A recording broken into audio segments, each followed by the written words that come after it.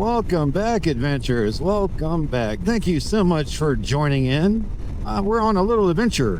Who's we? No, that's me and Brainy Chameleon. She's the one on the bike in front of me in the tie-dye shirt. Yeah, that's her. That's Brainy Chameleon. That's the one and only. Oh, the one and only. She took us up to the Uncle Remus Museum in Putnam County, Georgia. And now we're headed back into Jones County, Georgia to eat at Bent Axle or Broken Axle. I think it's called the Bent Axle. I can't really recall at the moment. Well, we went by it while doing a live earlier, and we said we're going to come back and we're going to eat there as long as it's open. And it is open, so that's where we're going. But what I have for you today is a 5 minutes of your time video. And this 5 minutes of your time video is kind of one that I've been beating around for quite some time because I can't get it to come out right. So I'm going to run it to you like this. When you're placing bets, how do you base your wager? Do you base on your winning team, like the team you go for? Let's say, for example, I currently live in the state of Georgia. So if I were to bet on a collegiate team, ones would expect me to bet on Georgia, right? Well, what if Georgia is playing Florida State and I feel that Florida State's going to win?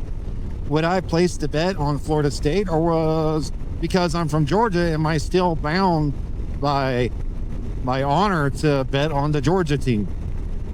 Do you have to bet on your home team? Do you have to bet on your friends? When you're going out to the races and your friend's racing in a car or a motorcycle or a truck or whatever he's racing in, right? Do you have to bet on your friends, even though they may lose? There's a strong chance that my buddy can't race for crap. He is the world's worst racer. There is no chance in him winning. But am I still going to place my bet on him and show support for him? Or am I going to place the bet on the more probable winner? Well, that's where I draw out a confusion, because, sticking with your homies tells you that you have to bet on the home team. You have to bet on your friends, because betting against them is putting into motion them losing, right? That's putting them losing into the universe. By betting against them, we're saying their loss is a possibility. Well, it's always a possibility, but you want to speak the positive into existence. You want to be the one whose positivity makes something come to fruition, right? Well, that's the thought.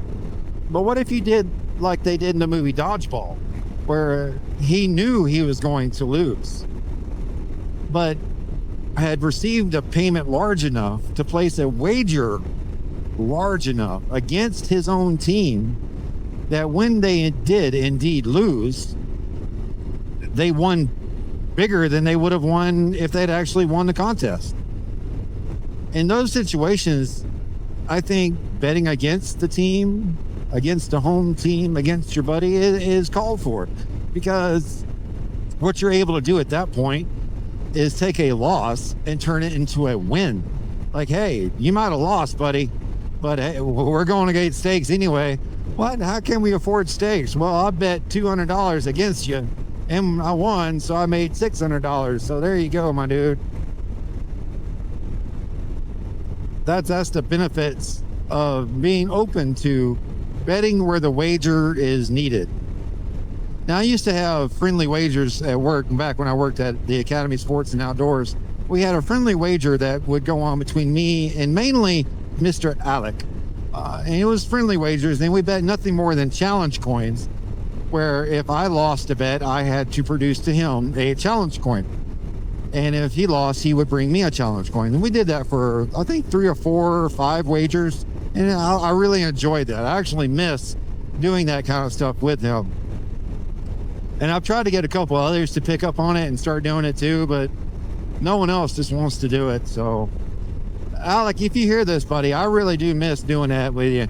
That was something to help bring a bit of happiness to the gloom of having to come in and work 10 or plus hours a day and not pleasant conditions. Reach out to me, Alec. Reach out to me and say, hey, man, and if you want to make a bet, just let me know, dude. Just let me know. I've got plenty of coins, so I can make all sorts of wagers with you.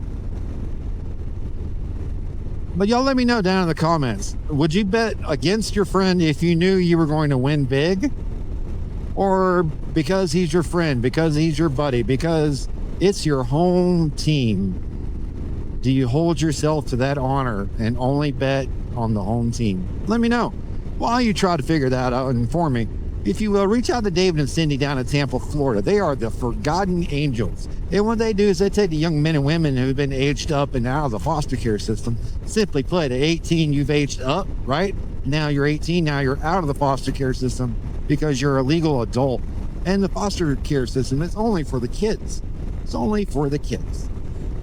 So you're cast out on your 18th birthday, homeless and hopeless, because the parents that you were assigned by the state of Florida did not give you any of the tools and strategies you need to navigate life and to figure out how to find functionality, how to find your happiness.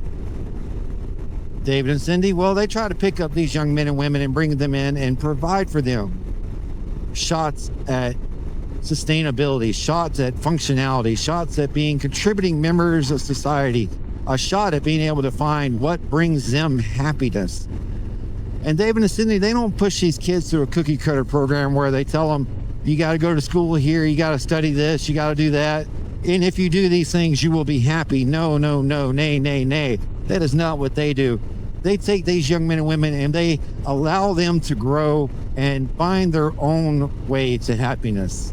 And just offer them advice, offer them guidance to finding their own way to find happiness.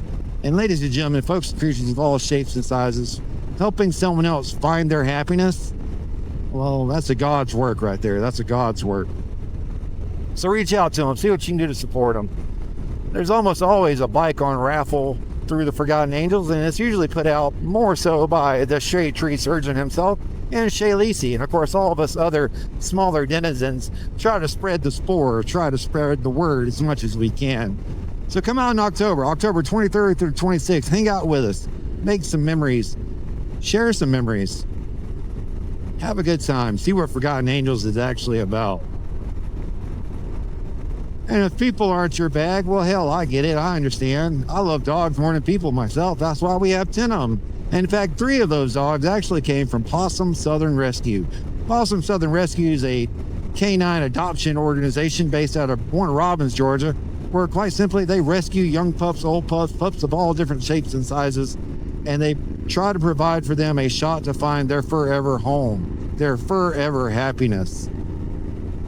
Dude, you're fine. You had plenty of space. No stresses, my man. No stresses. Happiness to all, dude. Happiness to all. Well, adventurers, that's all I got for you. Get out, make your own adventure, go on an adventure, find your own way to happiness, because no one's going to get you there. No one's going to do it for you. You have to do it on your own. Get out, have an adventure, find some happiness. All right, y'all.